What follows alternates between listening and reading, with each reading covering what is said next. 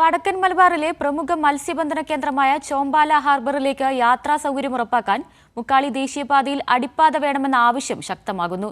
ജനകീയ പ്രക്ഷോഭം 42 ദിവസം പിന്നിടുമ്പോഴും അധികൃതരുടെ ഭാഗത്തു നിന്ന് അനുകൂല നടപടിയുണ്ടാക്കാത്തതിൽ ശക്തമായ പ്രതിഷേധത്തിലാണ് നാട്ടുകാർ.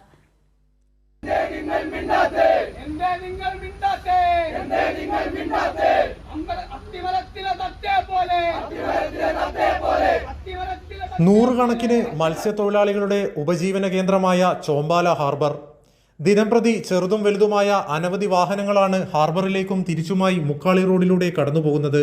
കൂടാതെ നിരവധി വിദ്യാഭ്യാസ സ്ഥാപനങ്ങളും ആരാധനാലയങ്ങളും സ്ഥിതി ചെയ്യുന്ന ഈ പ്രദേശത്ത് സുരക്ഷിതമായ ഒരു അടിപ്പാത നിർമ്മിക്കുക എന്നത് നാട്ടുകാരുടെ ജീവൽ പ്രശ്നമാണ്. ഈ ന്യായമായ ആവശ്യവുമായാണ് നാട്ടുകാർ സമരമുഖത്തിറങ്ങിയത്. ജനകീയ സമരം 42 ദിവസം പിന്നിട്ടിട്ടും ജനങ്ങളുടെ കണ്ണീര് കാണാൻ ദേശീയപാത അധികൃതർ തയ്യാറായിട്ടില്ല.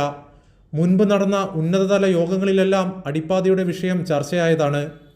ഒടുവിൽ സ്ഥലം സന്ദർശിച്ച NHAI അധികൃതർ നിലവിൽ നിർദ്ദേശിച്ചിരിക്കുന്ന രീതി കാൽനട യാത്രയ്ക്ക് പോലും യോഗ്യമല്ലെന്ന് സമ്മതിക്കേണ്ടി വന്നു.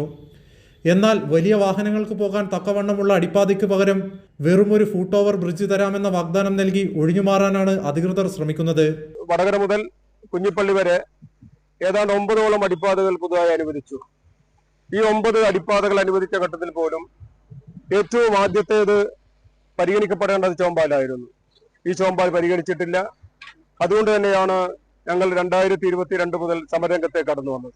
ദേശീയപാത 66 വരുന്നതോടുകൂടി ഇതിന്റെ പണി പൂർത്തിയാകുന്നതോടുകൂടി ഹാർബറിലേക്ക് വാഹനങ്ങൾക്ക് വരാൻ കഴിയാത്ത ഒരവസ്ഥ ഉണ്ടാകാൻ വേണ്ടി പോവുകയാണ്.